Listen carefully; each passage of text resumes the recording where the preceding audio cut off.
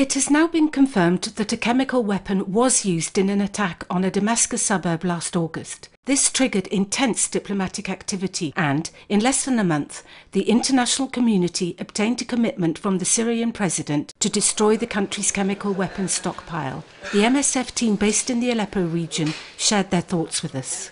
Le coordinateur du projet à Alep ainsi que le reste de l'équipe a proposé de faire un article pour dénoncer l'indifférence de la communauté internationale vis-à-vis de la population de Ghouta à Damas et aussi vis-à-vis de la population en général en Syrie qui subissent des bombardements quotidiens et massivement. On trouve qu'il y a une situation absurde.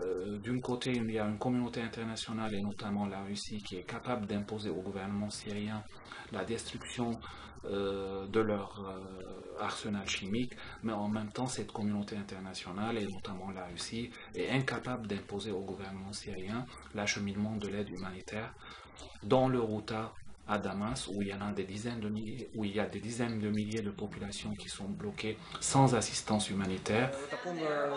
While the chemical weapon attack in August did take the horror to a new level, recent diplomatic negotiations barely touched on the issue of aid for the Syrian people.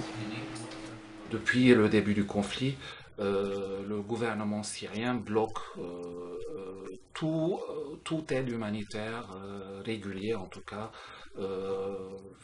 qui passe par Damas vers les zones sous contrôle de l'opposition armée, notamment dans les gouvernements de Alep, Idlib et Al-Raqqa. MSF est l'un des acteurs rares qui travaille dans les zones contrôlées par l'opposition et qui tente d'assurer l'accès aux soins généraux et global à cette population qui vivent en zone rebelle. Mais MSF ne peut pas prétendre qu'on couvre le besoin médical de toute cette population. Across the border in neighbouring countries, a further 2 million Syrian refugees also rely on humanitarian aid.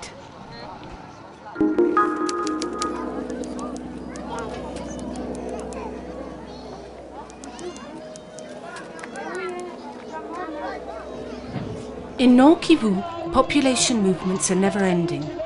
Since the exodus of the Rwandan Hutus in 1994, these camps have become a refuge for successive waves of displaced Congolese. In Magunga 3 camp, as elsewhere, the conflict between the Congolese army and the rebels dictates the pace of people's daily lives. En ce moment, le camp de Magunga 3 est occupé environ par 15 à 20 000 personnes. Et la moitié était déjà là l'année dernière. Et une autre partie est arrivée après la prise de Goma par le M23 au mois de décembre. Donc ils s'étaient d'abord établis sur des camps au nord de Goma. Et quand le M23 a pris Goma, ils ont fui le nord de Goma vers Magunga, où ils sont installés. MSF is working in Magunga 3, providing healthcare to people living in the camp. The cases we see most in this clinic are respiratory infections, diarrhea and malaria. The teams also treat victims of sexual violence. This summer, heavy fighting broke out behind the camp and nearby town Goma was bombed. Il y a eu aussi des échanges de tirs entre les forces rebelles et l'armée congolaise qui se sont faites au-dessus du camp. Donc avec quelques obus qui sont tombés, ça c'était au mois d'août et au mois de mai. Donc la situation est un peu précaire et pour le moment on n'a pas beaucoup de visibilité sur la pérennité du camp, sur le fait que les gens vont pouvoir ou pas rentrer chez eux dans les mois qui viennent. Everyone here is ready to up and leave at a moment's notice as people in the region are displaced time and time again, forever waiting for a peace agreement that never comes.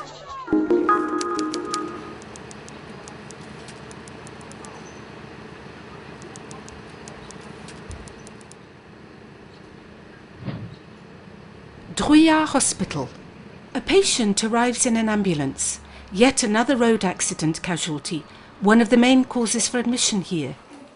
Unregulated traffic, vehicles and roads in a poor state of repair all take their daily toll.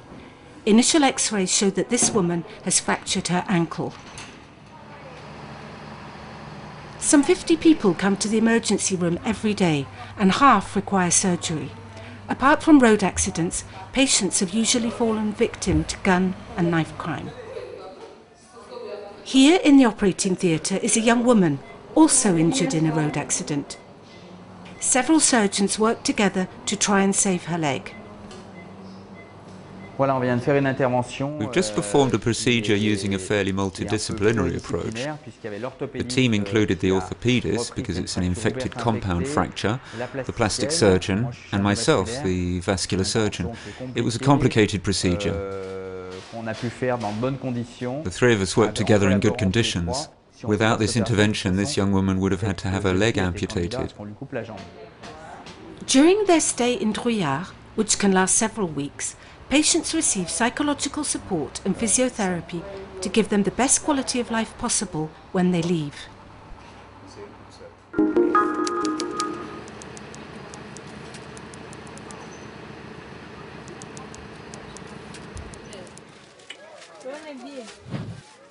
Infants born with the AIDS virus, orphaned almost from birth. The epidemic has torn apart many families in Swaziland. To halt this vicious circle, MSF has launched a prevention of mother-to-child transmission programme, a treatment pathway designed for pregnant and breastfeeding women and newborns. Starting a lifelong antiretroviral treatment means that I'll have a healthy life, and my kids too. I always encourage people to take action. Taking antiretroviral treatment is not the end of your life. You can still have a happy life. Persuading pregnant women to get tested and start treatment, if and when necessary, is no easy task. This is the first time they are coming to the facility, they are pregnant, and you tell them there's treatment for the rest of your life. They just develop fear before even they take the treatment itself. MSF and the Ministry of Health have just rolled out an innovative and simplified treatment protocol called B+, for mothers and children in Klangano. Thanks to community mobilisation efforts, women in the most remote areas can also join the programme. MSF is planning to place 2,000 pregnant and breastfeeding women in Klangano on antiretroviral treatment over the next 4 years.